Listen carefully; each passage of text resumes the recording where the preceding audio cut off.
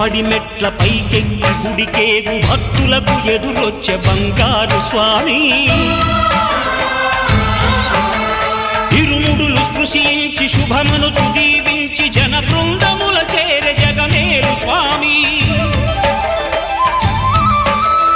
తన భక్తులనరిల్చు తప్పులకు తడబడి ఒక పక్క ఒరిగెన ఓంకారమూర్తి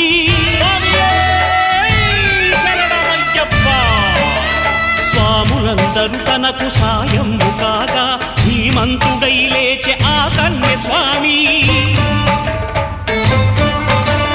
పట్టబంధము వీడి భక్తతతికై పరుగు పరుగున వచ్చే భూమిపైకి నరుడై